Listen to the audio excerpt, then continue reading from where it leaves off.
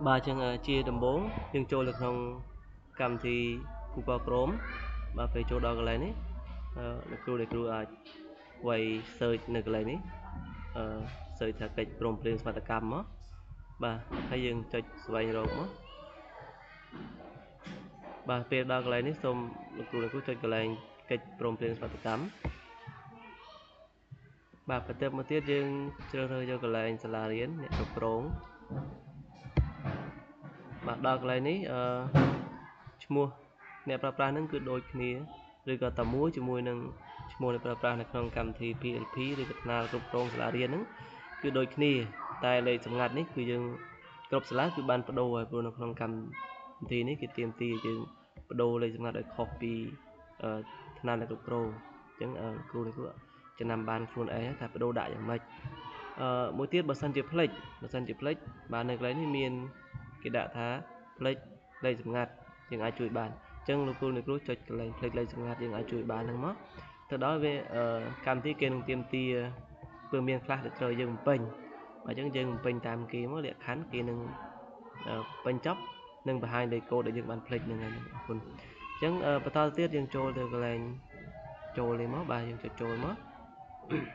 បាទពេលចូលដល់កន្លែងនេះកិច្ចការដំបូងយើងត្រូវមើលគឺភាគរយនៅក្នុងសាលាយើងតើបាន 100% អត់បើមិនទាន់បាន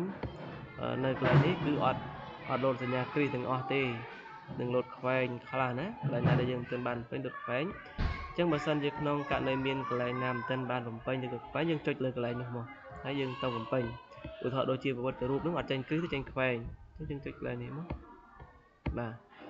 អូតែវាអត់ទៅទេដោយសារយើងអត់បានកែប្រែណាបានស្នើសុំកែប្រែបាទអញ្ចឹងយើងចុចកន្លែងនេះវិញមកបាទហើយរបាយការណ៍ក៏បានដែរបាទមើលលេខរបាយការណ៍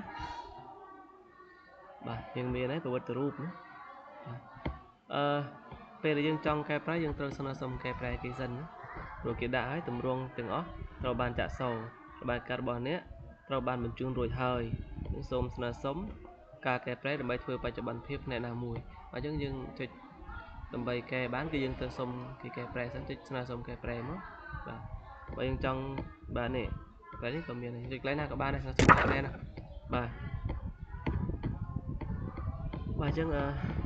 ដូចជាអស់ហើយបាទទីរបៀបនៃការចូលទៅទៅនឹងលម្អិតនៃការបំពេញហ្នឹងយើងអាចស្រាវជ្រាវបន្ថែមខ្លួនឯងខ្ញុំក៏អត់សូវច្បាស់ដែរណាយើងអាចមើលកន្លែងវាមានសាលាបាទមានស្នើសុំកែប្រែនេះបាទទៅដល់កន្លែងស្នើសុំកែប្រែយើងអាចស្នើសុំកែប្រែទៅ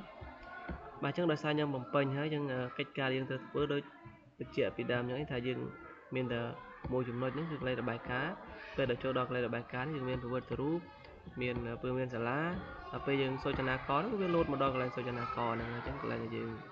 ត្រូវធ្វើបញ្ជាក់បន្ថែមមួយទៀតពេលដែលយើងចូលសូចនាករកិច្ចការដែលយើងត្រូវមើលគឺកន្លែងនេះណាពីសូចនាករទី1ដល់ទី5ហ្នឹងតើមានគ្រីសគ្រប់សូចនាករអត់បើមិនទាន់មានគ្រីសគ្រប់សូចនាករទេយើងចូលទៅធ្វើមកតាមសូចនាករណាដែលមិនទាន់បានគ្រីសបាទ